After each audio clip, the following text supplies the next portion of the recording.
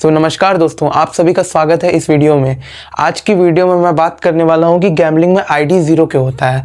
तो इस टॉपिक पे बहुत सारे लोगों के मैसेजेस आ रहे थे कि बार बार मैं आईडी ज़ीरो कर देता हूं, तो मैंने सोचा कि एक डिटेल टॉपिक पे वीडियो बना देना चाहिए। तो आज की वीडियो इसी टॉपिक पे होने वाली है कि गैम्बलिंग में आईडी ज़ीरो क्यों होता है। तो पहला पॉइंट है कि गैम्बलिंग में हम लोग का जो आईडी ज़ीरो क्यों होता है, तो इस टॉपिक पर मैं आपको पहला पॉइंट बताता हूँ। तो पहला पॉइंट है कि ग्रीड यानी कि लालच। तो जो हमारे अंदर लालच होता है कि प्रॉफिट हो जाने के बाद भी हमारे अंदर रहता है कि और करना है और करना है। जैसे अगर आप लोग 30,000 रुपये लेके रखे हैं और 1,500 रुपये का प्रॉफिट आपको करना है रोज का, तो आप 1,500 के प्रॉफिट के बाद भी नहीं रुकते। 1,500 के बाद वो 2,000 प्रॉफिट करते हैं, 2,000 के बाद 2,500 करते हैं, 2,500 के बाद 3,000 करते हैं, कब 3,000 को 6,000 बना देते हैं।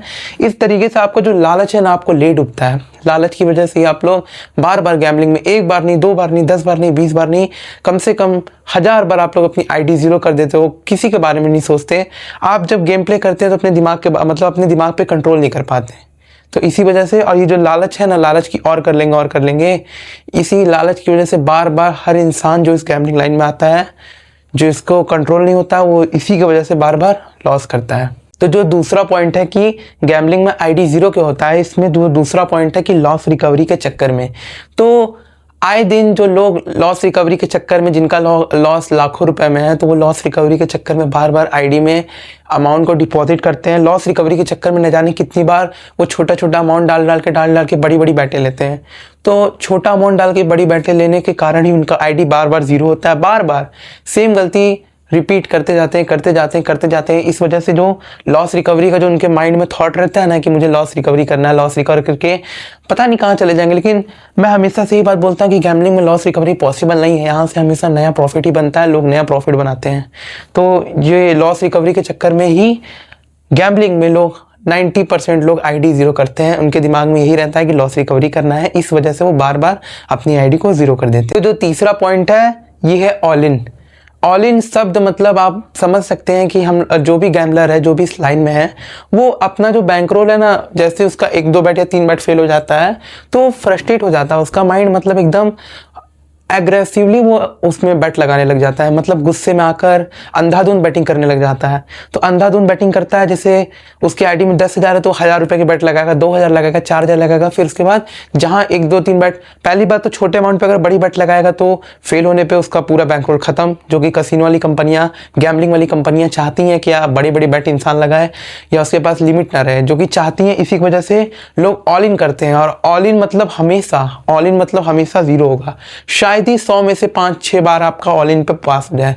90 बार आपका ऑल इन पे ज़ीरो ही होगा। हर बार अमाउंट आप लोग देख लीजिएगा, जब भी आप लोग ऑल इन किए होंगे, आप लोग देखिएगा 90% आप लोग का ऑल इन पे आईडी का अमाउंट ज़ीरो ही होता है। 10% चांसेस हैं कि आपका ऑल इन का अमाउंट प्रॉफिट में जाए। पॉइंट है कि गैम्बलिंग में आईडी ज़ीरो क्यों होता है। तो अगला पॉइंट है इमोशंस पर खेलना। यहाँ पर जो भी लोग आते हैं वो क्या करते हैं, इमोशनल तरीके से इससे अटैच हो जाते हैं। वो ये नहीं सोचते हैं कि ये एक सोर्स है, बस एक मतलब जरिया है बस पैसे कमाने का, या जो भी है ये एक सोर्स है बस। वो ये इससे इमोशनली कनेक्ट हो जाते हैं। कैसे पास नहीं हुआ, क्यों नहीं पास हुआ, मैंने तो सही लगाया था, मैंने तो सारी एनालिसिस कर ली थी फिर भी फेल हो गया, मैं इतने देर तक बैठ के वॉच किया, इतना कुछ किया, लिमिट में चला, ये चला वो चला। वो इमोशनली कनेक्ट हो जाते हैं। इस वजह से वो क्या करते हैं, इमोशनल कनेक्ट होने के बाद अपने इमोशंस पर काबू नहीं कर पाते, अपने दिमाग पर काबू नहीं कर पाते। तो उनको जो सही लगता है वो करते हैं। उसके बाद सबको रिजल्ट पता है क्या होता है, एंड रिजल्ट वो क्या करते हैं, बार बार आईडी में हर बार डिपॉजिट करते हैं और इमोशंस के साथ खेलते हैं और आईडी का अमाउंट हमेशा ज़ीरो कर देते हैं। हाउस एडवांटेज मतलब कोई भी कंपनी, कोई भी बिजनेस अगर अपना इंसान रन करता है, कोई भी व्यक्ति अगर अपना बिजनेस रन करता है, तो बिना प्रॉफिट को रन नहीं करेगा। विदाउट प्रॉफिट कोई भी बिजनेस नहीं करेगा। तो इसी वजह से गैम्बलिंग कंपनियां हैं, जो गैम्बलिंग साइट्स हैं, वो भी अपना हर गेम पे उनका अपना एक हाउसेज होता है। हाउसेज मतलब एक कमीशन आप लोग मान सकते हैं कि हर एक गेम पर उनका 1%, 0.5%, 0.75%, इस तरीके से उनका हर एक गेम पर उनका कमीशन रहता है। कि किस तरीके से, मतलब आप उसको हाउसेज बोल सकते हैं। हाउसेज मतलब एक तरीके से ऐसा सिस्टम होता है कि लॉन्ग टर्म में कोई चाहे कितना भी प्रॉफिट बना ले या कोई कितना भी लॉस कर ले, लॉन्ग टाइम में कसिनो हाउसेज के चलते प्रॉफिट में ही रहता है। तो यही कारण है कि कसिनो कभी भी लॉस में नहीं जाता। कभी भी आप गैम्बलिंग साइट्स को देखना, कभी भी लॉस में नहीं जाती, क्योंकि उनका हाउसेज होता है। हाउसेज उनको एक प्रॉपर फिक्स अमाउंट, 1 लाख पे 1,000 का अगर हाउसेज है तो उनको एक हाउसेज मिलता है। तो हाउसेज उनका रहता है हर गेम में प्रॉपर, और इसी हाउसेज की वजह से कंपनियां हमेशा प्रॉफिट में रहती हैं और लोग अंधाधुंध बैटिंग करके ऑनलाइन ऑल इन करके, ठीक, ऑल इन करके वो बार बार अपनी आईडी को जीरो करते हैं। तो पांचवा पॉइंट यही है कि हाउसेज एडवांटेज के कारण कसिनो साइट्स, गैम्बलिंग कंपनियां हमेशा प्रॉफिट में रहती हैं। तो जो अगला पॉइंट है, छठा पॉइंट हमारा, कि गैम्बलिंग में आईडी जीरो क्या होता है। तो उसके तहत अगर हम लोग छठे पॉइंट की बात करें तो हमारा छठा पॉइंट है नो बैंकरोल मैनेजमेंट। मतलब किसी भी चीज़ में बिना प्लानिंग के अगर आप किसी भी चीज़ में जाते हैं तो उसमें कभी भी सक्सेस नहीं हो सकते। युद्ध हो, जंग हो, किसी भी चीज़ में अगर आप बिना प्लानिंग के जा रहे हैं, बिना सोचे समझे, आप किसी भी चीज़ में अगर पेपर देने भी जा रहे हैं बिना प्लानिंग के, मतलब कोई भी चीज़ अगर आप बिना प्लानिंग के खेलेंगे करेंगे। क्रिकेट मैच में भी हर चीज़ का एक प्लानिंग होता है। क्रिकेट मैच में भी प्लेयर की फील्डिंग सेट होती है कि इधर ये प्लेयर जाएगा, इधर वो प्लेयर जाएगा। तो इस तरीके से हर चीज़ का एक दायरा होता है, हर चीज़ का एक कानून होता है।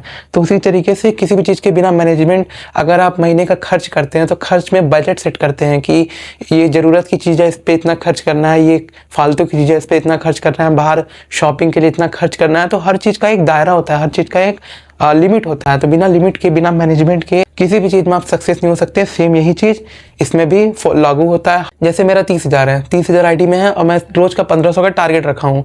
तो रोज़ का 1500 का टारगेट रखा हूँ तो 1500 का टारगेट अचीव होने के बाद मैं आईडी बंद कर दूंगा। ये मेरा बैंकरोल मैनेजमेंट हुआ कि 30,000 पे मुझे 1500 कमाना है। तो इस तरीके से बैंकरोल मैनेजमेंट होता है। 30,000 पे अगर मैं 1500 कमा लिया तो उसके बाद फिर अगले दिन, फिर उस दिन के लिए नहीं खेलूंगा, उस दिन आईडी बंद करके रात में सो जाऊंगा। सातवां पॉइंट है कंट्रोल, नियंत्रण। ये सबसे इंपॉर्टेंट पॉइंट है, मैं इसको हमेशा वेरी वेरी इंपॉर्टेंट पॉइंट दूंगा। ये क्या है? Very very important point. मैं इसको हमेशा क्या बोलूँगा? वेरी वेरी इंपॉर्टेंट पॉइंट है, क्योंकि ये ऐसा इंपॉर्टेंट पॉइंट है ना भाई कि बिना कंट्रोल, बिना नियंत्रण के आप इस लाइन में कभी भी पैसा नहीं बना सकते। इस लाइन से आप कभी भी प्रॉफिट नहीं कर पाओगे, क्योंकि कंट्रोल, नियंत्रण के बगैर ही 90 से 95% लोग इस फील्ड में लॉस में हैं। बार बार वो प्रॉफिट तो बना लेते हैं, उसको निकाल नहीं पाते, विड्रॉ नहीं कर पाते, बार बार आईडी को जीरो कर देते हैं। क्यों? क्योंकि उनके अंदर कंट्रोल नहीं, नियंत्रण नहीं है, और पाने की इच्छा और पाने की चाहत उनको बार बार इस फील्ड में और आगे ढकेलती है। और आप लोग को मैं एक बात बता देना चाहता हूँ, गैम्बलिंग वन वे है। वन वे मतलब ये हाईवे पे जैसा आप लोग देखे होंगे ना, वन वे जाने का रास्ता है। इसमें कभी आप, इसमें अगर एक बार जो चला जाएगा वो वापस नहीं आ पाएगा। ये एक तरीके का वन वे है।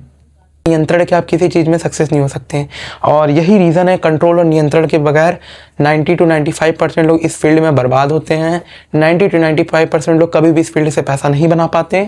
हर बार वो लॉस करते हैं, हर बार वो गैम्बलिंग में अपनी आईडी को जीरो करते हैं। तो यही सबसे इंपॉर्टेंट पॉइंट है, जिसको हमेशा अपने दिमाग में रखिएगा। कभी भी आप कहीं भी अगर आप कर रहे हैं तो उसको अपने दिमाग में ज़रूर रखिएगा। विदाउट कंट्रोल आप नहीं कर पाएंगे, नहीं कर पाएंगे, नहीं कर पाएंगे। कंट्रोल बहुत ज़्यादा जरूरी है। नहीं हो रहा है तो गैम्बलिंग को छोड़ दीजिए। मैं तो बोलता हूँ हर वीडियो में कि गैम्बलिंग हर किसी के लिए नहीं बना है भाई। गैम्बलिंग में बहुत 5% लोग केवल सक्सेस होते हैं। 5% केवल वही होते हैं जिनके अंदर कंट्रोल होता है, नियंत्रण होता है। कंट्रोल, नियंत्रण के बगैर आप नहीं सक्सेस हो सकते इस लाइन में। तो अब वीडियो को एंड करने से पहले मैं आप लोग को बता देता हूँ कि हमारा एक टेलीग्राम चैनल है, जहाँ पर बहुत सारी लर्निंग चीज़ें, बहुत सारी मतलब जितनी भी लर्निंग चीज़ें, मैं जब भी फ्री होता हूँ तो अपने जो एक्सपीरियंसेस होते हैं, जो भी लर्निंग चीज़ें होती हैं कि कैसे क्या करना है सब कुछ, तो मैं अपने टेलीग्राम चैनल पर शेयर करता हूँ, जिससे लोग सीख सकें इस दलदल से, इस गैम्बलिंग लाइन से, इस सट्टे से बाहर निकल सकें। तो जो भी चीज़ें होती है, लर्निंग मटेरियल्स, एक्सपीरियंसेस मैं शेयर करता हूँ। और बहुत सारे लोग मुझे मैसेज करते हैं, बहुत सारे लोगों से मैं 1-to-1 कनेक्ट भी करता हूँ, बहुत सारे लोगों से मैं बातें भी करता हूँ। तो जब भी मुझे टाइम मिलता है तो मैं अपने एक्सपीरियंस यहीं पर शेयर करता हूँ। बाकी वीडियोस तो यूट्यूब पे आते ही हैं, आप लोग देख सकते हैं। चलिए, यही छोटी सी वीडियो थी। आई होप कि मैंने जितने पॉइंट्स बताए होंगे उसको आप लोग को समझ में आया होगा। तो अगर समझ में आया होगा तो एक लाइक और एक कमेंट ज़रूर कर दीजिएगा। आप लोग के एक लाइक और एक कमेंट से बहुत मोटिवेशन मिलता है, ताकि मैं और इसी तरीके के नॉलेजफुल, इन्फॉर्मेटिव वीडियोज़ ला सकूँ, जिससे आप लोग को बहुत कुछ सीखने को मिले, बहुत कुछ समझने को मिले। क्योंकि जितना ज़्यादा आप लोग चीज़ों को सीखेंगे, जितना ज़्यादा लर्न करेंगे, उतना ही आप लोग की लाइफ बेस्ट होगी। तो जितना आपको फोकस करना है केवल लर्न करने पर, तो लर्न करने वाली चीज़ें मैं बता ही रहा हूँ यहाँ पर। तो इन चीज़ों को सीखिए, सीखने के बाद अपने लाइफ में ऐड ऑन करिए। और तो चलिए दोस्तों, मिलते हैं किसी और दिन।